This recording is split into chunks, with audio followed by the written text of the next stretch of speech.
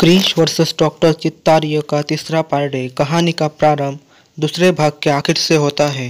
अधिकतर media channels पर ऊंची छलांग लगाने वाली लड़की की खबरें प्रमाण सहित वायरल हो जाती है। उस समय क्रिश ने ऐसी ही लड़की को लंबी छलांग लगाते देखा था।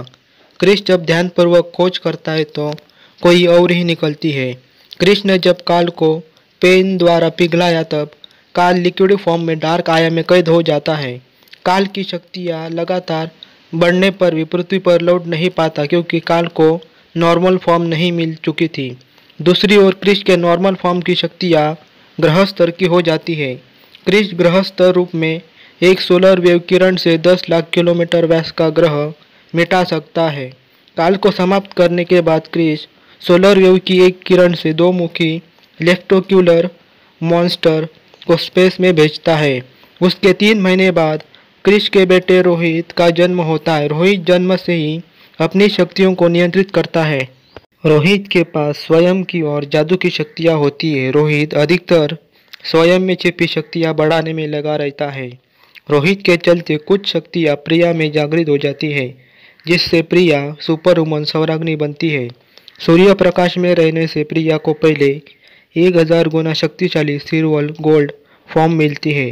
गोल्डन फॉर्म में कुछ देर के लिए अनियंत्रित हुई प्रिया ठीक हो जाती है। क्रिश का परिवार समय आने पर लोगों की मदद करते हैं। उसके साथ ही नए सुपर हीरोज भी हर समय साथ देते हैं। क्रिश और काल जब लड़ रहे थे तब तेज छलांग लगाने वाली सुपर वुमन रोहतागी गायब होकर सबकी रक्षा कर रही थी। ऐसे ही कई लोगों को बचाते समय एक बच्चा रोहतागी की फोटो वायरल करता है। फोटो वायरल होने से रोहतागी अपनी पहचान छुपाकर हाईटेक कंपनी में जॉब हेतु कार्यरत रहती है। रोहतागी कंपनी में जॉब स्वीकारती है तब 3 महीने बाद किसी घने जंगल में सुअर मानव के उत्पात की खबरें मिलती है। रोहतागी पड़ताल करने के लिए जंगल में जाती है तब उससे सुअर मानव मिलता है। सुअर मानव और रोहतागी के बीच 1 घंटे तक लड़ाई चलती है। तब अवसर देखकर रोहतागी भागकर शहर में आती है। अगले दिन क्रिश सुअर मानव से लड़ते हुए एक गुफा में जाता है और अधिक नीचे खिसक कर जाता है। क्रिश को एक चक्र पर चक्रमणि मिलती है। वह चक्रमणि एक बेल्ट के रूप में हाथ की कलाई पर स्थित होकर क्रिश को नीला नाग योद्धा बनाता है। नाग योद्धा क्रिश अपनी तलवार से सुअर मानव को नष्ट करके घर लौटता है। ऐसे कुल 10 चक्रमणि होते हैं। अभी तक 5 रंग के नाग योद्धा बने होते हैं। 5 नाग योद्धा अलग स्थानों पर रहकर अकेले ही पाताल के राक्षसों को मिटाते रहते हैं। चक्रमणि और पाप शक्तियों के पीछे पड़ा तमराज कैकाला अपने चेलों को भेजता है।